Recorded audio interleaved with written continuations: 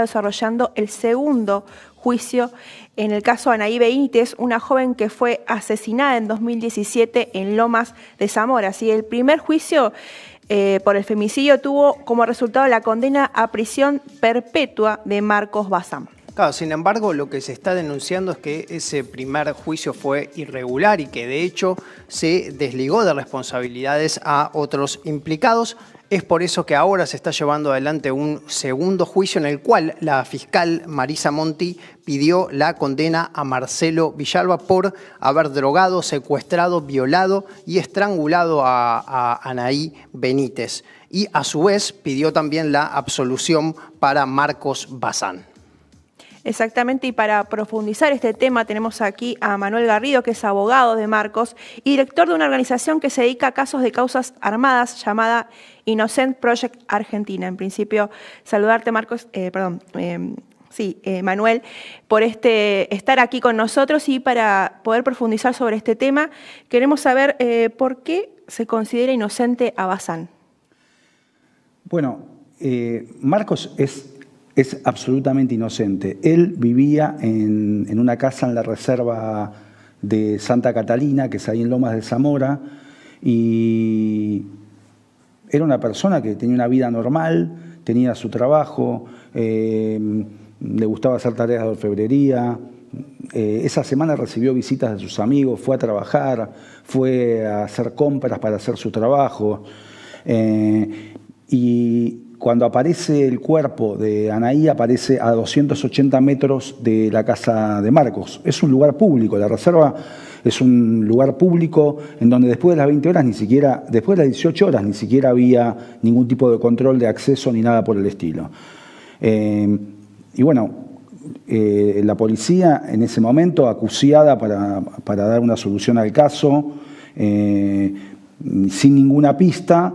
Bueno, sí, había una pista, le echaron primero la culpa al profesor de matemáticas de Anaí y bueno, vieron a Marcos que vivía en ese lugar, en la reserva. Él no es el único que vive en la reserva, pero bueno, era el único que vivía solo, medio hippie, tenía unas plantitas de marihuana, bueno, digamos, de acuerdo al estereotipo con el que funcionan los organismos de investigación policial, lo vieron como alguien sospechoso y lo señalaron como el autor del delito apenas 2 días después de que fue encontrado el cuerpo. Y armaron una patraña gigante con un perrero que dijo que su perro ladraba en la casa de Marcos y que eso demostraba que Anaí había estado ahí. A partir de ahí se armó toda una construcción para echarle la culpa a Marcos, yendo en contra de cosas que están verificadas. Él, en la casa de él, iban los amigos, estuvieron ahí durante toda esa semana. Él en la semana iba a trabajar, está filmado yendo a trabajar, marcaba tarjeta con el dedo en su trabajo, trabajaba de noche en el Hospital Gandulfo de ahí de Lomas de Zamora. Pero bueno, digamos, en ese momento lo señalaron y, digamos, apenas a 2 días de que encontraron el cuerpo para aparentar que habían resuelto el caso. Fíjense ustedes que fue todo tan armado que días después el teléfono de Anaí se conecta con una llamada. Entonces rastrean la llamada, van a buscar el teléfono y está en poder del hijo del otro acusado, el señor Marcelo Villalba. Que no tiene nada que ver con Bazán. No hay ningún elemento que vincule a Bazán con Villalba. A Marcos le dieron vuelta a todo, entregó su celular, revisaron todas las comunicaciones, los mensajes. Están acreditados todos los mensajes en el juicio, en el expediente. O sea, no hay ningún vínculo con Marcelo Villalba, que es la persona que tenía en su poder el teléfono de la víctima y que después cuando le hicieron una prueba de ADN se demostró que era el ADN que habían encontrado en el cuerpo de Anaí. Entonces, claro, esto pasó varios días después. Pese a que se demostró en ese momento que el responsable había sido Villalba y que no se verificó ninguna conexión con Marcos Bazán, siguieron con este invento contra Bazán a partir de la prueba famosa del perrero, que no tiene ningún fundamento de ningún tipo científico, y con eso llegaron a condenarlo. Fíjense ustedes que en el juicio anterior, que ustedes están mostrando ahí el video, como el señor Villalba tiene problemas psiquiátricos, no lo pudieron juzgar en el primer juicio. Entonces el único juzgado fue Marcos Bazán. Entonces, y bueno, y lo condenaron porque se supone que tienen que condenar a alguien, cuando en realidad la policía no investigó bien este caso. En este juicio se revelaron un montón de otras cosas. Se reveló que muchas personas hacen referencia a una banda que tenía vinculación con Villalba, con el hermano de Villalba. Hay testigos que dicen que el hermano de Villalba fue a buscar una pala. Sobre esto queríamos consultarte en base a esto que decís, ¿no? De esta reconstrucción que se hace en este segundo juicio. ¿Cuál sería la reconstrucción de los hechos que llevan a este femicidio? Mira, digamos, como no se investigó adecuadamente, porque digamos, la parte damnificada inclusive hace referencia a los tratados internacionales, que claramente esto es un femicidio gravísimo, un crimen horrendo que tiene que ser esclarecido y que hay que sancionar a los responsables. Pero las normas internacionales dicen que el Estado tiene una obligación de diligencia, la obligación de actuar con diligencia, implica investigar seriamente y encontrar a los verdaderos responsables, no condenar a cualquier perejil.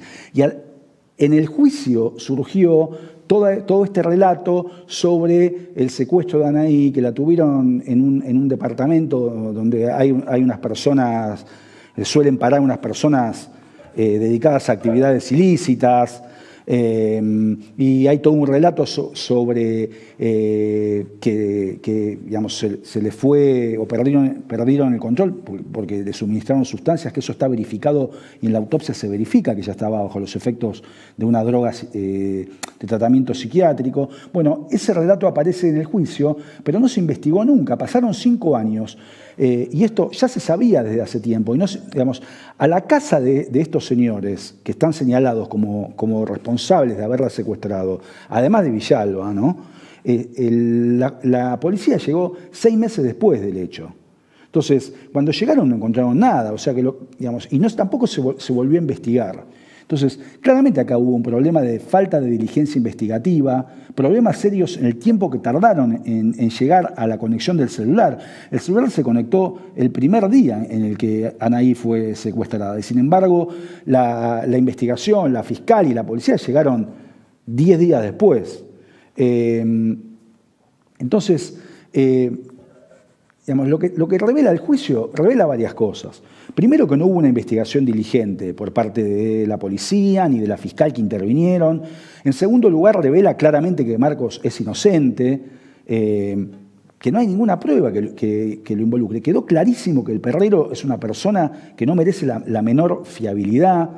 Es una persona que ni siquiera terminó el colegio secundario y dice que es más infalible que la prueba de ADN, el hombre del perro con el que supuestamente están acreditando que Anaí estuvo en la casa de Marcos. Muchos expertos en el tema demostraron que este señor no solamente no es fiable, sino que manipuló al animal, o sea que además cometió un delito para incriminar a Bazán.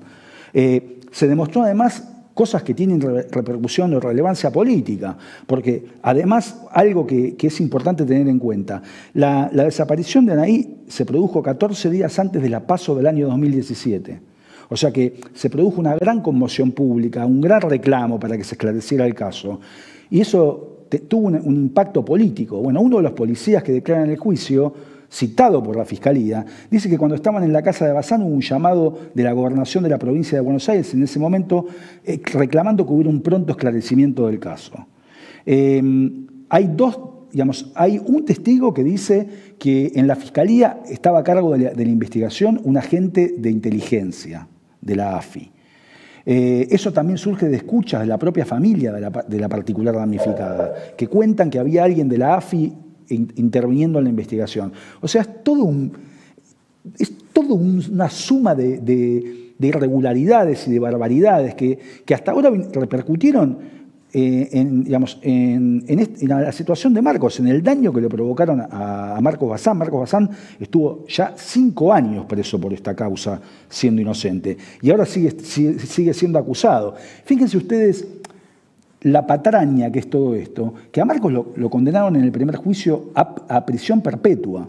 O Se supone que había pruebas para condenarlo a prisión perpetua. Y ahora la propia particular damnificada lo está acusando a 14 años de prisión. Entonces, ¿qué cambió? Cambió que quedó claro en este juicio que es absolutamente inocente. Por eso la fiscal pide la inocencia. O sea, la fiscal es, digamos, es una persona, pese a que la descalifica la particular damnificada, es una persona que actuó diligentemente y examinó la prueba racionalmente. Y bueno, llegó a la conclusión que está, digamos, que la ve cualquiera, que no hay ninguna prueba contra Bazán, no hay nada, digamos, lo revisaron, lo dieron vuelta como una media, le revisaron el celular, la casa, hicieron ADN en todo lo que encontraron en la casa, todo dio negativo, en el cuerpo de la víctima está el ADN de otra persona. Las pruebas que supuestamente lo involucran son absurdas totalmente, como que tenía una pala con tierra de la reserva, obvio que tenía una pala con tierra de la reserva, una tijera que sospechosamente aparece en el segundo allanamiento del lugar, que el propio supuesto dueño de la tijera dice que la madre le ponía etiquetas a las tijeras de distinta manera, no con una computadora. Hicieron desaparecer el contenido del dueño de la tijera, eso no está. O sea, él aportó su celular para que se verificara, para que se pudiera extraer la fotografía de esa tijera para comprobar con la tijera que dicen que encontraron en la casa de Marcos, y esa prueba desapareció. O sea, y siempre estuvo en poder de los fiscales que investigaron la causa. O sea, la intervención de la AFI es todo digamos, un panorama lamentable de irregularidades. Y bueno, y Marcos es el perejil que encontraron para mostrar que eficacia en una investigación en la que no tenían ni idea. Y después cuando aparece una pista en serio, que es el teléfono de Anaí, y llegan a Villalba, que efectivamente está vinculado, porque además lo vincula a la prueba de ADN, ni siquiera tienen la vergüenza de dar marcha atrás con la acusación que habían llevado adelante contra Bazán, y lo encierran 5 años y lo condenan a perpetuo y le destrozan la vida.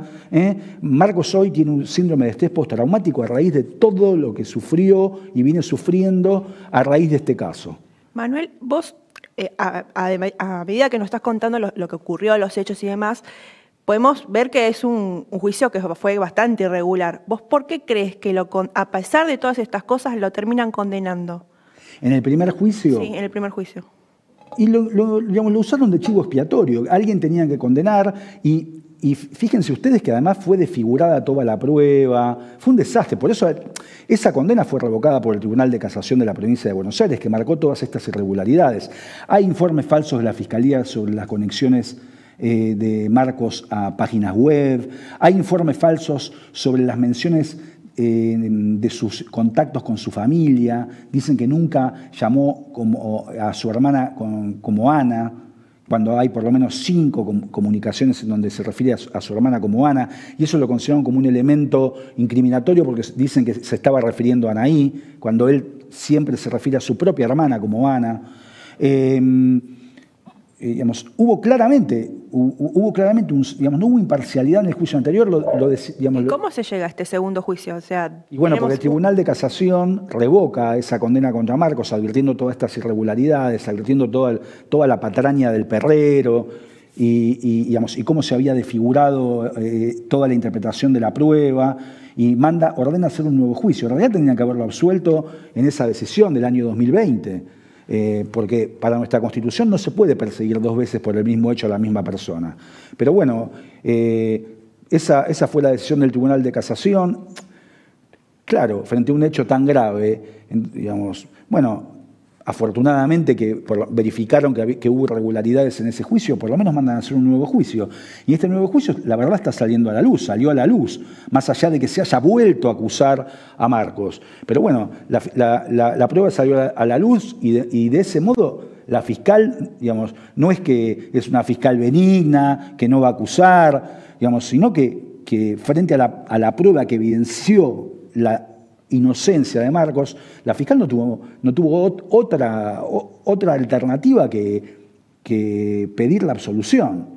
Si ustedes ven la acusación de la particular damnificada, no tiene coherencia absoluta. Dice que hay 6 indicios, suma los indicios aritméticamente, y los indicios son cualquier cosa, que tiene una pala con tierra, que que tenía arroz y la víctima tenía arroz, pero tenía con otros elementos que no coinciden, lo dijo la perito. Igualmente este juicio va a ser, digamos, público, se va a poder ver para poder seguirlo directamente.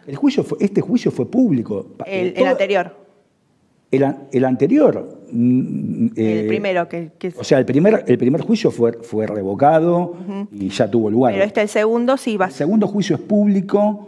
Desde marzo que tenemos audiencias, todo el mes de marzo hubo audiencias y ahora está terminando. O sea, y está siendo filmado. Otro detalle, para que no se tergiverse la prueba, como ocurrió en el otro juicio, nosotros pedimos y estamos registrando el juicio. En realidad el juicio está terminando. O sea, esta semana fue el día de los alegatos, en donde la Fiscalía pidió la absolución de Bazán y acusó por la pena más grave prevista por la ley a Villalba, y la particular damnificada acusó a los dos. A Marcos le pidieron una pena de 14 años por una participación secundaria inventada absolutamente, y la semana que viene, el día martes, son los alegatos de las defensas. Y después de eso, el tribunal tiene que pasar a deliberar y dictar sentencia. Manuel, te agradecemos muchísimo por tu presencia acá en el canal. Les agradezco a ustedes. Esa audiencia del día martes va a ser transmitida por la página web de la Suprema Corte de Justicia de la Provincia de Buenos Aires, o sea que, digamos, el juicio es público. El público puede ir a la sala de audiencias o puede mirarlo por la página de la Suprema Corte de Justicia de la provincia.